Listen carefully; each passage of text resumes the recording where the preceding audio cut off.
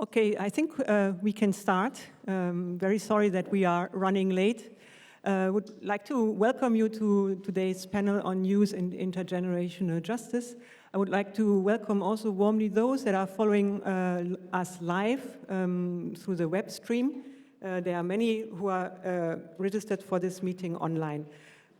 Before introducing the panelists, I would like to set a bit the scene as a moderator for today's panel by pointing to two indicators that are actually quite worrying when it comes to democracy and trust, which, as you have seen in the previous session, the decrease in trust among young people, but then also the decline in satisfaction with democracies among youth cohort. And I think the most important point here is that we are not only talking about a decline in absolute terms, but in relative terms as well. So the trust survey from the OECD shows that young people tend to have less trust in government than their parents. And this, of course, is very worrying because we all know, as we always say, without trust, no policy, no reform will be sustainable enough to build the future that our citizens want. And in this context, the OECD has recently adopted the recommendation on creating better opportunities for young people. Spread the news. This is the gold standard that the OECD has just recently adopted on what it takes to empower young people and to improve their well-being.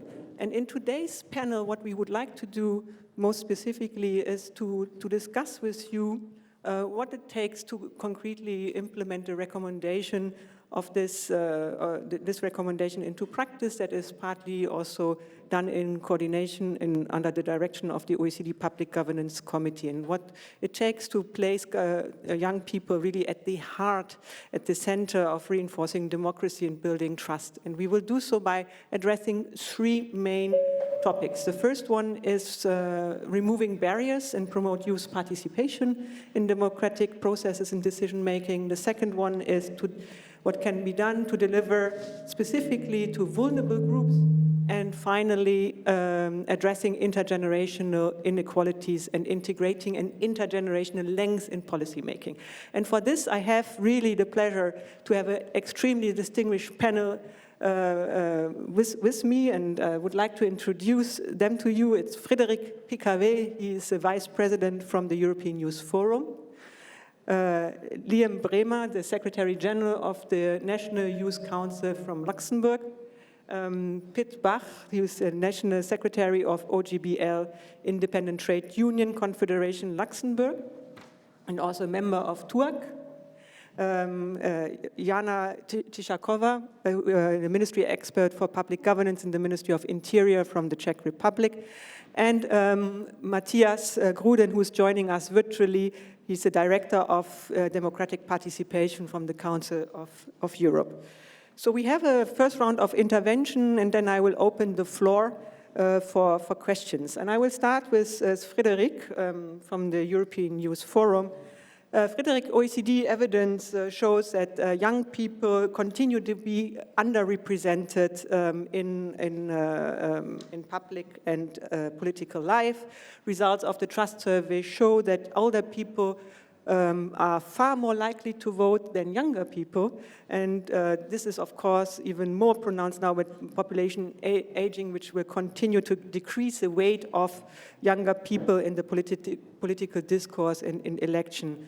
As you have seen in the panel description, only 22% of members of parliament are younger than 40, and in some OECD countries, the workforce is also less than 5% of the central workforce is younger than 35 years.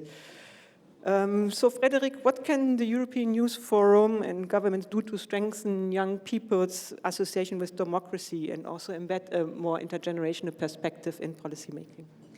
Thank you so much. And first of all, thank you for inviting me to this panel. So I'm Frédéric from the European Youth Forum. And for those who don't know the European Youth Forum, it's the platform of youth organizations in Europe that represents the voices of young people towards the European institutions. And our members are both national youth councils throughout the European continent and international youth organizations. So on this question you're asking, I think, first of all, it's a multi-layered problem. And it's has not an easy answer. But more than that, I want to also break the image of the fact that young people are not involved in society. Because that image is just not wrong. It's just wrong. It's just not right. And it also sees young people as one monolith, as one group. For example, I am going to give you some figures. Youth activism levels in Europe are very high. We know the Fridays for Future movement. You probably have seen and heard Greta Thunberg. Have you ever seen such a young activist in the streets in the last few decades? We see that 61% of young people in the EU are involved in some sort of youth club. Members of young people are part of youth organizations. And then let me go back to the European elections of 2019. The elections of 2019, we have seen higher turnouts than in 2014. It came from 41% to 51%, which is still low. I'm coming from Belgium. We see a turnout there of 90% because of the obligatory way you need to go to the booth to vote. You don't need to vote, but you need to go to the booth. That's an obligation in Belgium. But we can see that for those European elections, there was a youth wave, it was framed in the media.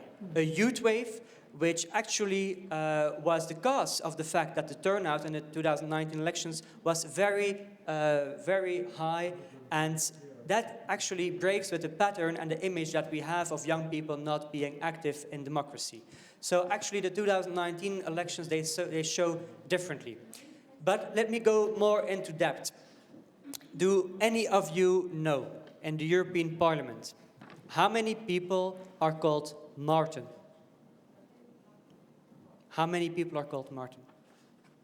Like a figure? Like 10 people are called Martin, 20, 2, 6 people are called Martin. Why is that important? Like all of you are frowning at me at the moment.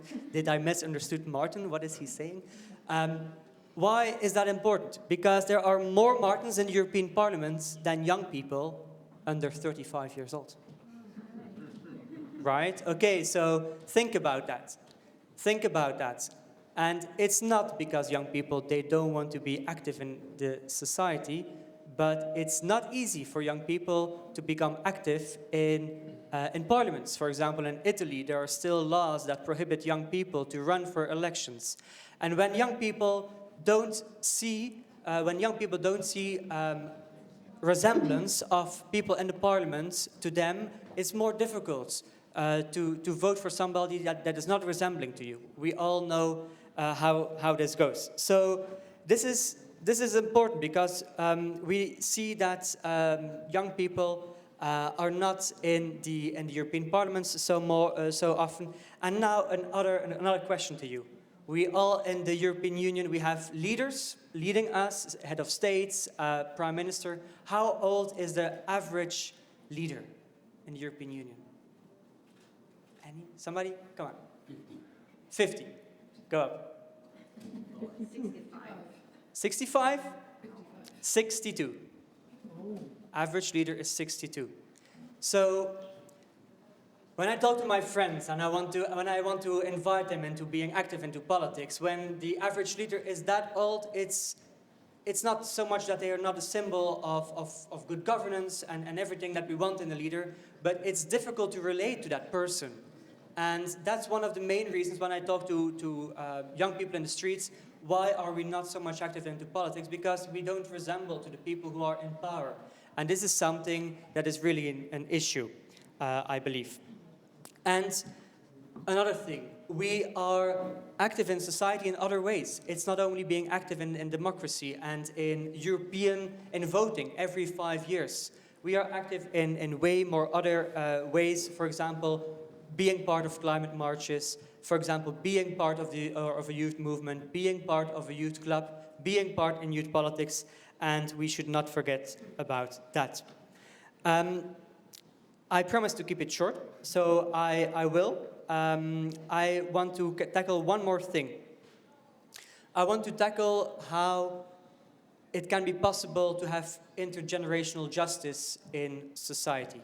How can we ensure that the world we leave behind is also good for the generations behind us, because that's what we're all thinking about when looking at this climate crisis. A question for you. Who of you has been young? Who of you? Come on. Who? Hands? Everybody, right? Did you care when you were young about youth policy? Did you care about climate? Did you care about fiscal policy? Environment? Climate, environment? Labor market conditions? I think some of those questions you say yes to, others no. The issue with what we're having as European Youth Forum is that we're only invited to talk about youth issues. However, we are also very interested in economic issues, in climate issues, and everything else. So what are we proposing to the European Union? And this is on the table of the European leaders right now, and it's also up to the presidency of the European Union to take that on board. It's a youth test. We want to make new laws in the European Union youth-friendly. And how to do that? To have a youth test. And the youth test, it composes of 3 elements. First of all, to assess every new law on which impact it has on young people. Second of all, when it has a negative impact on young people, to have consultations with youth stakeholders and with young people. And then third of all, if we see that it has negative impact, and on the consultations we see that actually the law could also be written without having those negative impacts, to have mitigation measures in place. And we are asking this because this year, you're all quite European active, I assume. This year, 2022, is the European Year of Youth, and everybody is asking me and our organization, so what do you think should be a legacy of the Year of Youth? And I think this could be a true legacy of the Year of Youth. And with that, I'm going to leave it because there's also very interesting other speakers on this panel. But thank you so much. No, thank you so much, Frederick. And you were pointing to management tools on how to bring in a youth lens, like the impact assessment tools, the youth test. And many of the OECD countries have experimented with it. And there's also one country, the Netherlands, that have introduced a generation test that is looking at the impact of laws on different age cohorts, not only the young. And I think that these are very promising policy tools to really think a bit more broadly on how policies are affecting differently the different age groups. And I would like now to turn to Liam, because Liam is a Secretary General of the Luxembourg National Youth Council, and we have basically heard from you, Frederick, that it is extremely important to engage youth also from, let's say, from the impact perspective. This is always the question that we are getting from in the OECD. What difference does it actually make to engage youth? And our evidence shows that the more you involve young people systematically in the policy-making process, the higher is also the satisfaction of the youth with the policy outcome. So this is an extremely important business case. However, our data shows that countries are still facing significant challenges to reach out to those that are hard to reach, so the most vulnerable groups. And that's a question for Liam, what the National Youth Council in Luxembourg is doing to bring in diverse backgrounds into the debate, and what you are also expecting from governments to really reach out to those that are usually hard to reach. Absolutely. It is a big pleasure to be part of this panel today. I could perhaps very quickly start with giving you the context of what a National Youth Council is and what we are doing in Luxembourg. So we are the umbrella organizations of all the youth organizations within Luxembourg. It's currently 31, ranging from youth political parties to the young section of unions. And what we have been working on is advocacy work, but also supervising and organizing participatory processes involving young people in Luxembourg and on the international level. And we are also member organizations of the European Youth Forum. So the figures have been given that indeed it is a reality, an empirical reality, that the trust of young people in government and authorities has been decreasing over the last decades. And this is especially true for young people with a disadvantaged backgrounds. So just from that perspective, it is very important to reach out to them and to make them participate in the processes, because what we can see today is that it is notably people with university education and so on and so forth that are participating, and this has to change in order to get the trust of these parts of society up as well. To give a bit of an environment in which we are working currently in Luxembourg. Luxembourg is, as you've probably heard when speaking French, German, English, or Luxembourgish outside of this room, is very international. We have a foreign population, or a part of the population that does not hold Luxembourgish citizenship is 47%. Also, the linguistic characteristics of the population are very diverse. And afterwards, despite having the highest income per capita in the European Union, Luxembourg is also a quite unequal country, and this also has the effect of young people. So when it comes to the approaches that we as NYC have been following in order to get to these people, there's obviously, first of all, the institutional one. So this would mean that government authorities, or also we as NYCs, are approaching organized youth and youth organizations in order to get their opinion, to hear the voices of their members, so that they can shape policy. However, if we are having a look, and I'm going to quote from one of a paper that we actually published last year, one of the problems that we see is that the current youth organization environment is dominated by certain groups. First of all, 75% of the association declared that they had been founded by people of Luxembourgish nationality. Most of them were founded during the 70s and the 80s, where the Luxembourgish population was still majority-wise people with a Luxembourgish passport, and also the dominant languages were Luxembourgish and also French. And then lastly, also 79% of the organizations that we asked stated that they were actually using Luxembourgish as the mission, as the language of communication, clearly showing that there's a disproportion between the two. On the one side, the reality, the demographic reality, and the realities within the organizations.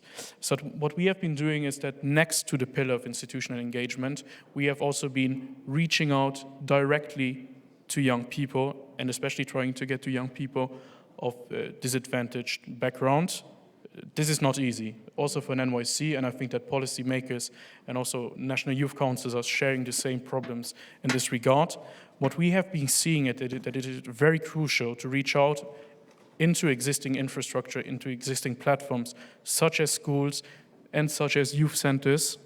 And this has been the way, for instance, in the context of the European Youth Conference, where we were able to organize focus groups and really to get into connection and get into communication with these people. One of the problems that we are seeing is that the accessibility, first of all, for us to get into schools is imperfect and often depends on the willingness of the different directorates of the school for us to do so.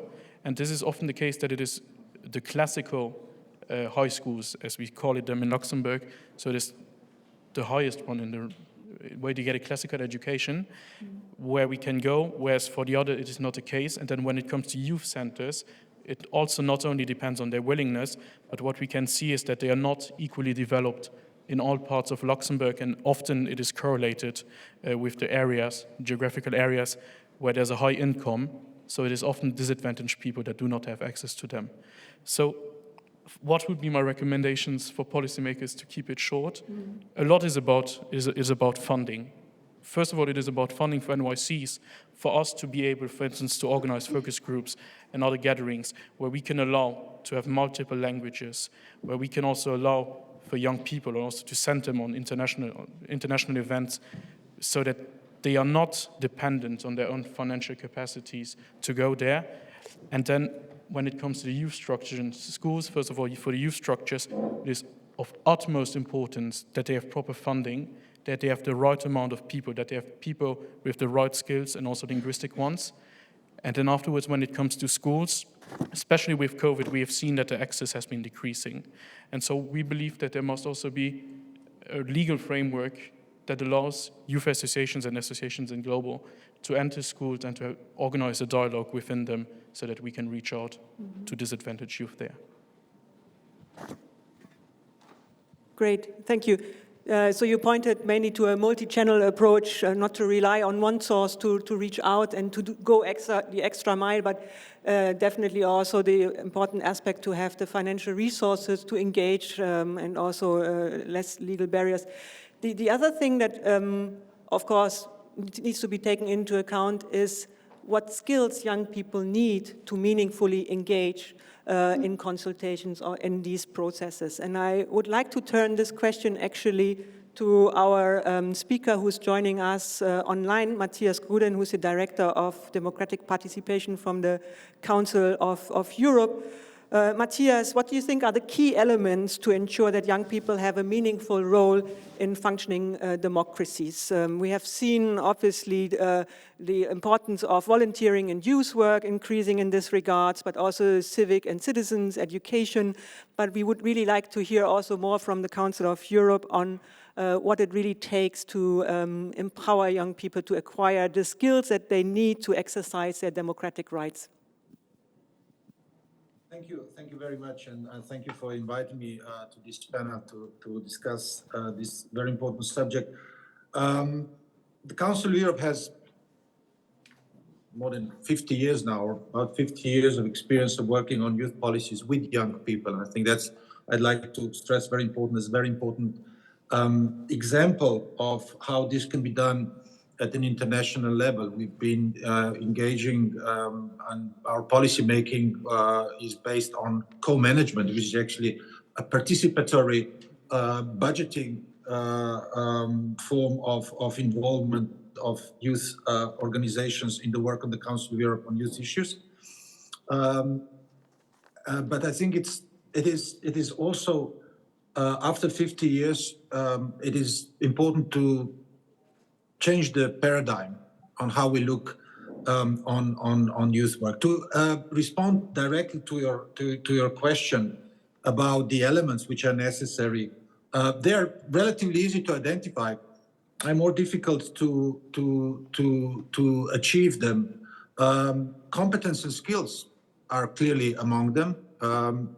Motivation related also to trust in institutions, which have already been mentioned, are also important. And of course, nothing can be done without real, genuine opportunities for young people to participate.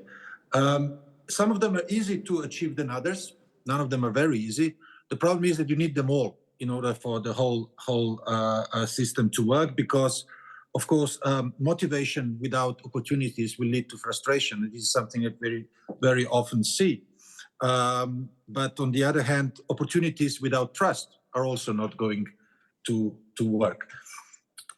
When we talk about how to bring a change, a qualitative change into that situation, about changing the paradigm, I think that the Council of Europe, I would describe the philosophy behind our work as, if I can use a sentence that I think is going to irritate immediately a number of people in the panel and probably also in the audience, the very often, very broadly used, young people are our future. I think in that sentence, there's a lot of the problems that are reflected with regard to what we are doing wrong and what we're not doing sufficiently well, but also perhaps some of the ways forward. If we look at it critically, almost psychoanalytically. First of all, when we say young people are our future, we are projecting the whole discussion into the future. But this is not just about future. It is first and foremost about today. It's about today's realities of the young people, the problems they're living, challenges, the social, economic, political, all the other challenges that we are all going through, we are all facing, but somehow young people are exposed to them and affected by them as a rule disproportionately. So it's not about the future only, it is about today. I think that's an important element. The second one, when we say they are our future, we somehow almost make it about ourselves. And about ourselves, I mean the non-young population, to put it mildly, those who are in the driving seat of all the economic, social, political, institutional processes performing not too brilliantly. I think we would all agree. On that element, is it about us or is it about young people? I think that it is first of all, we need to reject that egoistic and egotistic understanding that is about us, not about them. It is about young people. It is about recognizing their interests, their expectations, their rights. But I think it's also very important in changing that paradigm to recognize that it's about all of us.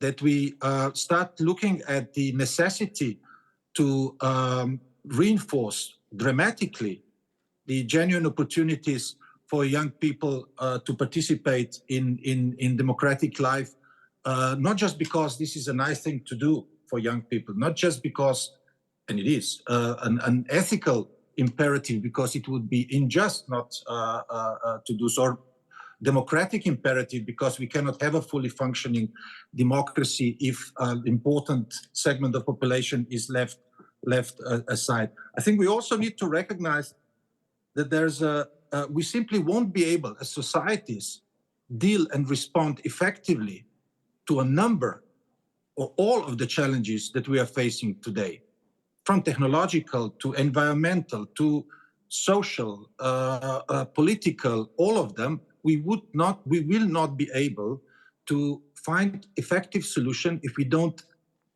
include, involve, benefit from the specific perspectives, experience, understanding, creativity, innovation that the young people bring, not just to the table of discussion, but to the decision-making processes. So I really think we can have a very utilitarian approach to this, and I think we could be, and we should be able to measure, on one hand, what are the benefits to the society as a whole in all these different areas when you have genuine participation of young people in the decision-making processes, or what are the costs where this is not so. And I think the OECD would be an organization ideally placed to provide some empiric evidence to something that I think we all recognize it's true. So I would conclude here. Just one more point.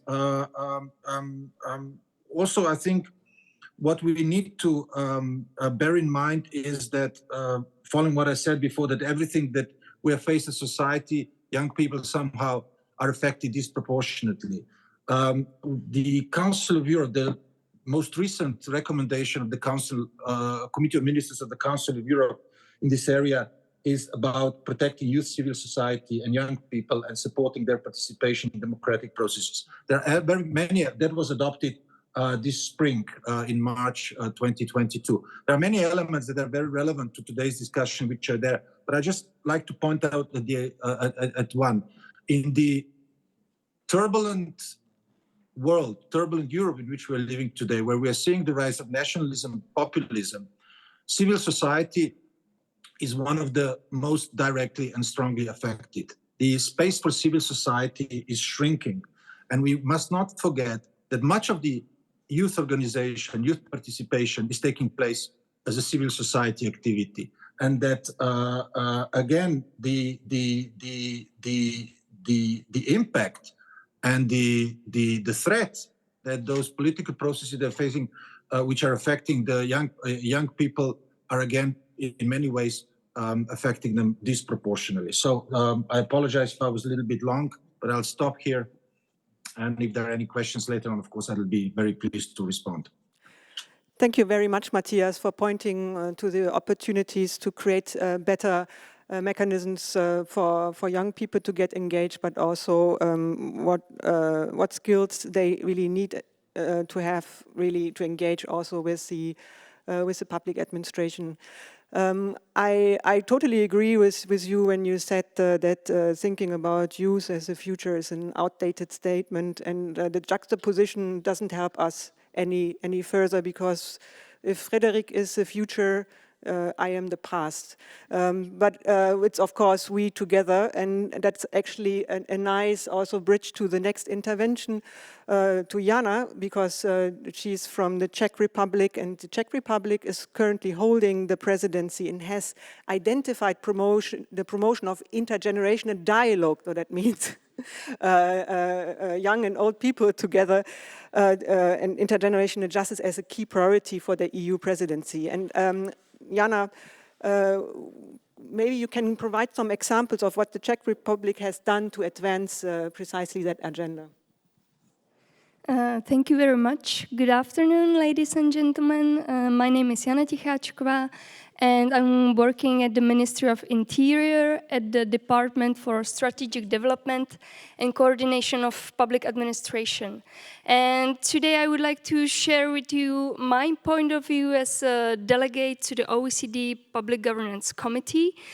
And first of all, I would like to say that this is not a new topic. The OECD is addressing the youth engagement for already some time, but it is very closely connected, especially to the initiative to support democracy. We have heard many disturbing statistics and data, and maybe I also would like to introduce a little bit what we are doing with other delegates and together with the OECD.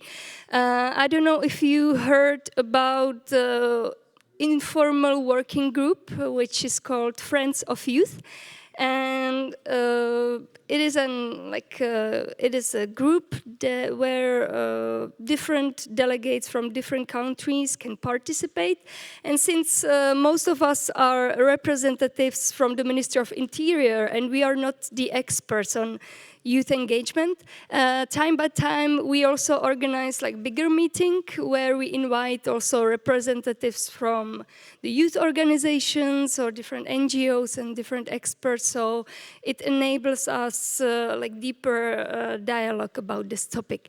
And the OECD expert team, with support of this working group, they have created very valuable reports with important evidence about young people, about what the governments can do to support them.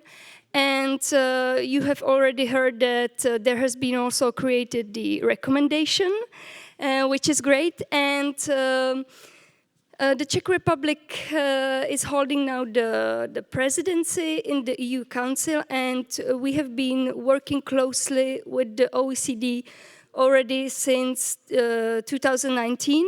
And when we were...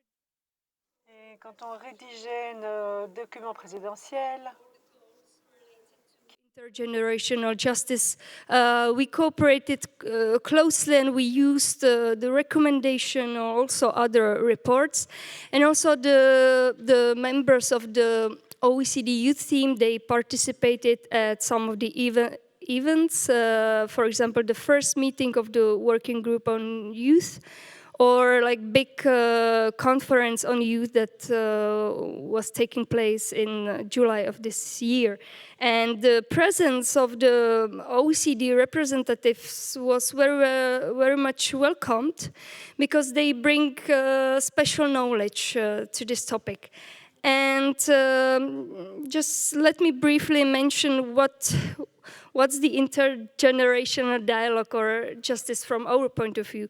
Like, the basic idea is that when we are creating new policies, we should incorporate this approach, because we have to think not only about benefits for the current generations, but also benefits for the future generations. We cannot create policies that will bring negatives for the future generations, for young people.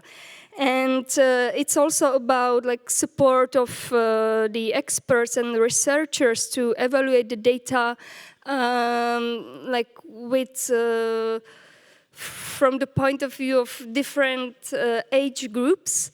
And also we are aiming at supporting the mutual dialogue between different age groups to like better understand their needs, or also like enable them to have the dialogue so they can have maybe more empathy for each other. And I also would like to mention that like our work is not ending, like the Czech presidency is ending in December. But also, like at the OECD, they are now preparing the toolkit that should like bring like more practical guidance how to implement the recommendation, because very often the OECD issues a recommendation on something. So we already know what we should do, but very often we are asking like how we should do it precisely. So we are very grateful for this platform that enables us also to share best practice and also to communicate with the youth organizations. And we are looking forward to the cooperation in the future. Thank you very much. Thank you, Jana, also for pointing out the PGC's leading role in the elaboration of the youth recommendation. And yes, please watch out for the youth toolkit that is supposed to come soon to also learn more on how to implement the recommendation into practice. Jana, you also addressed the issue of intergenerational dialogue in inequalities, and I would like to really give you also a bit of evidence from the OECD that really shows that where in countries where you have low age-related inequalities, you have also much higher life satisfaction. This, of course, is an extremely important business case to reduce age-related inequalities. And I would like now to turn to Piet Bach, the National Secretary of the Independent Trade Union Confederation of Luxembourg and also member of the OECD TUAC, to explain a bit on how you perceive how inequalities can be reduced. But before that, I also want to cite one example from the OECD's good practices, because we have at least 9 OECD countries that have enshrined the rights of future generations in their constitution through clauses, for instance, related to general ecological or financial matters. That's, of course, a major breakthrough, and I would like to give the floor to you now, Piet, to present the trade union's view on that. Ok, merci. Bon, tout d'abord, merci pour la parole. Merci pour... Thank you very much for giving me the floor. Thank you very much for giving me this opportunity. I'd like to speak French. I hope it's okay. Yes, in translation works into English. So I would say that it's important to speak about intergenerational inequalities. And in order to do so, we have to mention the causes of these inequalities. As we've said, we have to talk about causes, but we also have to talk about an active participation, active engagement or enforcement of this active participation of the youth.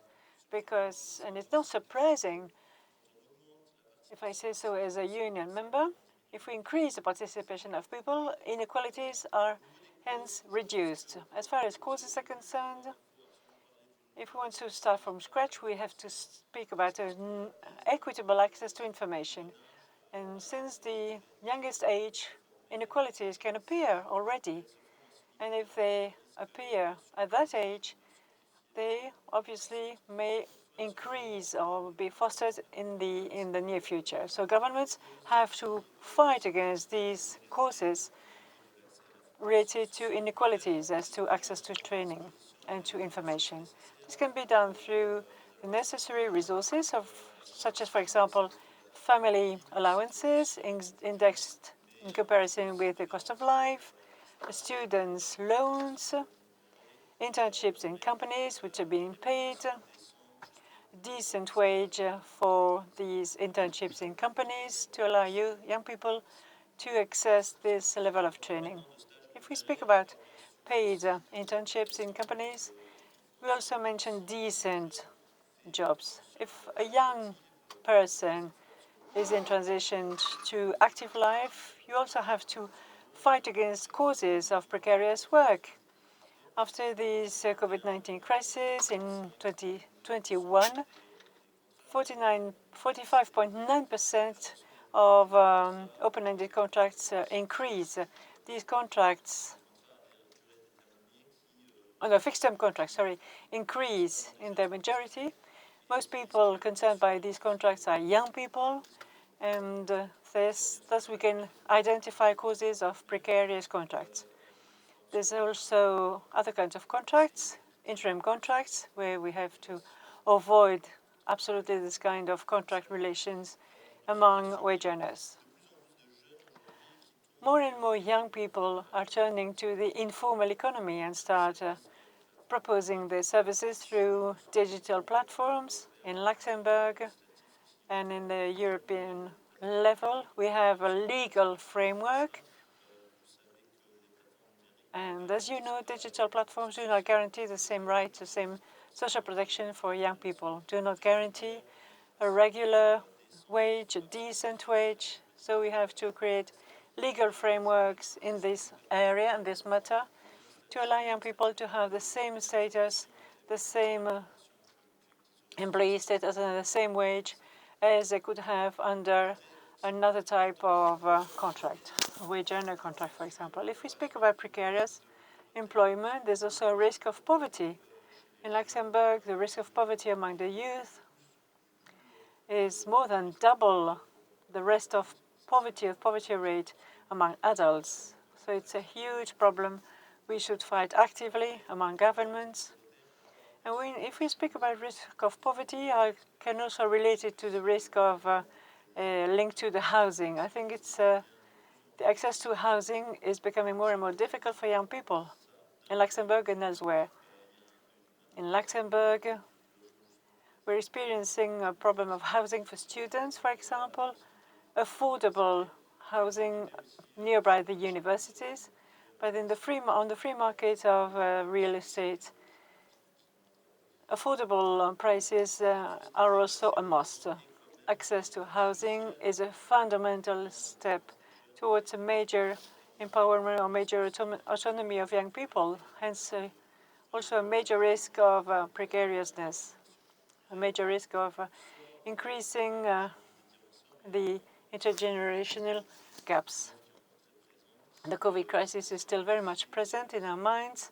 This crisis has increased another risk, or I could say another cause of inequality among young people, and I'm referring the well-being of people in general. Among young people, many surveys show that they suffer much more from mental trouble. The Quality of Work Institute of Luxembourg has demonstrated that the people between 16 and 24 are much more concerned by risk of depression, meaning suicidal behaviors. So we should invest in the prevention of mental trouble or in the prevention of different mental risks among the young people. When we speak about causes of inequality, we also have to integrate those young people into the process and strengthen or foster this active participation of the youth in the process. I'm speaking as a union member. We also know that these young people should enter a collective type of union where they can take part in democratic processes to fight against these inequalities. I would like to end my presentation with a special reflection. Young people are often asked their opinion about their participation in other topics, but when we speak about different topics, for example, themselves, the youth, they're hardly ever invited. People are a heterogeneous group that is relying on a variety of public services, being housing, education, employment, health, you name it, and which can also be the root causes for inequalities. And more important, therefore, it is to have a united vision, let's say a national youth strategy that is binding the different sectors together. But it also then means what are the governance mechanism at the disposal to coordinate across portfolios, something that we and the OECD are also looking at on how this can best be coordinated across the administration. I'm terribly sorry, we are running a bit of time, and if you all agree, I would like to open the floor now so that you have a chance to talk. And I would like to benefit very much from the privilege to have Mario Nava also among the audience to give you first the floor to explain a bit what DG Reform is doing as a priority topic to engage young people and support intergenerational dialogue. Okay, well, thank you very much. First of all, thank you to Frederick, because I've discovered I am a decade younger than the average European leader. So this is the best news of the day, and it's really fantastic. Second, I think it's very much what you said at the very end, that if you want to address the youth, you don't only have to address only with one or two or three policies. Actually, it's a panoply of policies. As you know, today, this year, rather, is 35 years that we have the Erasmus program. If there is one thing I'm very proud is that I did the very first Erasmus, 1st of September 1987 in Paris. And you look at what it was doing in Erasmus 35 years ago and what it was today. First, for a start, there were no planes. Low cost didn't exist, so you went with the train. Second thing, of course, there was no euro. And you needed to change the money. And in order to change the money, you needed to make a declaration à la Banque Centrale, de pourquoi on a besoin de l'argent pour aller en France, which was self-evident, but still you needed to declare it. You couldn't phone, because a phone call of 15 minutes costed like a day wage, not of a young, but of my father. My father had a normal job, and 1 day wage of him was 15 minutes of a phone call from Milan to Paris. All these things, I think Europe has eliminated. We've put competition into telephone, into communication, into all of that, and we have made Europe accessible. Having said all of that, this, of course, is far from being enough, and everything I've heard there really talks to me, even if I'm a little bit older than you, but not as old as the average leader. And what else can we do? Now, if you look what we have done, for example, only in the last 2 years. Last year was the year of childhood, European Child Guarantee Year, and this year is the year of Youth First. And under Youth First, we have a series of initiatives, Fit, Instructed, and so on and on, which all have to do with work. And with the OECD and with other international organizations, DG Reform is really going to work with the member states to address the various needs. So in one member state, for example, is the issue of making sure that education is enough inclusive. In another member state, for example, is the issue of making sure that the migrants, someone of you said it, no? Luxembourg, half of the population does not have a Luxembourgish passport, but still is super well integrated and it works well into the social and economic fabrics and all of that. So I believe we need to continue to keep this focus on the youngsters, not for the future, for today. That's what we do with the Next Generation EU. The Next Generation EU is very much for now and for the future. But we shouldn't be under the illusion that there is one silver bullet. Actually, there is not, and it's the panoply of many things that we need to do. Thank you. Great, thank you so much for your contribution. And I think I'm looking at Gillian, but you agree that we can take 1 or 2 questions from the audience? Okay, so so I'm looking at you. Someone wants to ask a question to the panelists? Okay, yeah. I'm coming. Maybe you can also introduce yourself before you ask the question. Hi, hello, yeah. Hi, I'm John Parkhouse. I'm here as a representative of BIAC, so the employee side of things. And I just wanted to come back on the opening comment that you made in terms of the age of leaders and youth not recognizing themselves in leaders. You know, frankly, when I think 65 is probably a little bit on the high side, but, you know, in terms of actually having capable leaders, do you not think that actually you really need a lot of experience a maturity that is actually going to be coming to the fore. And there are very exceptional people that can get there very early, right? Macron being an example. But if I analogize it to the world of business, if you take your average CEO, which is sort of an equivalent of a member of parliament, I would say, in different companies, you know, oftentimes it takes a long time to get the skills that you need to be effective in that position. So my question, okay, that's my assertion, okay? You probably disagree with it, but that's my assertion. My question is, would you agree with that as an assertion? And secondly, if you would agree with that, is there not a more effective way to realistically get the voice of youth heard in the key policy areas more systematically, rather than relying on exceptional people to get there very fast? Great. There was another question from Marie Hanafi. Thank you very much. Hello, my name is Mary Hannafin from Ireland. I was a cabinet minister, but I'm currently the mayor of my county. And in the last local elections, a number of young candidates, particularly for the Green Party, were elected, which was wonderful. But since then, because of employment opportunities or having to move house or education responsibilities, they have given up their positions on the council. So my question really is, what do we as mayors and ministers need to do to support those who actually are courageous enough to stand for election and get elected to keep you there? Great. I think at the front row there was also a question. That's the last one. Yeah, okay. Yeah. Thank you very. Can you hear me?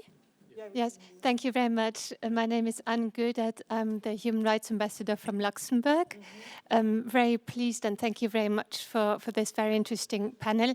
Actually, more a comment or an example of something we are doing, and which I think I'm very proud of, and which is working quite well, is we have at the General Assembly of the United Nations, we have youth delegates who participate in New York in those debates. They are giving and they are drafting their own statements and presenting them and tweeting about them, and I think that gets quite a lot of resonance as well, and it's very inspiring for other young people, but for us as well, I think, less young persons. So I think it's very important to give a voice and a place and a show, and that's what we try to do. It's just a little example, but I think it illustrates quite well. Thank you. Great, thank you so much for the example from the UN. And I now turn the questions to, I think they were mainly addressed to you, Frédéric and Liam, if you would like to answer the question from Biak and from Marie. Yes, thank you so much. First of all, on the question on business and experienced leaders, I would say I have a layered answer, but the first answer I would give is that a young person is experienced in being young, and maybe he or she or they are not experienced in being a leader, a world leader, or being a politician, but it's a matter of perspective.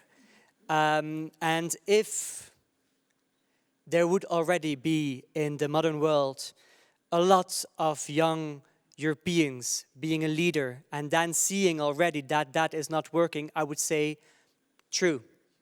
Let's think about this, let's investigate, but I'm not sure how much, for example, the OECD has collected data on how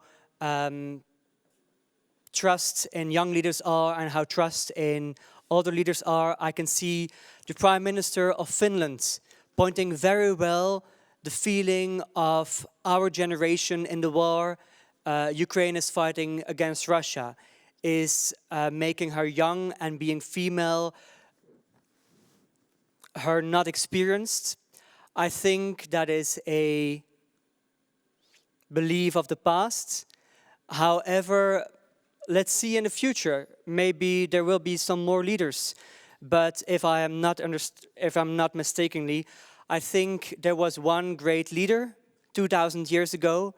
He conquered a lot of the eastern part from Turkey on, which was not called Turkey back then. It was Alexander the Great. He was 19 years old. I'm not sure if many of us would say that he was a bad leader.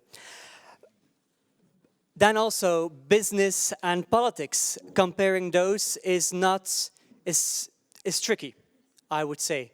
And sorry, I'm going to wrap it up. But business and politics, comparing those, it's tricky because about business, it's indeed about also experience, and experience weighs way more there than, for example, in politics, because a lot of politicians have not done politics before they went into politics. Some of them are career politicians, true, but into politics you need to voice the voice of people. And for example, what I don't see in the opinions today is where my generation is concerned about. It's about biodiversity loss. It's about the possibility of home ownership. It's about the ways in which the COVID-19 pandemic has affected young people's mental health.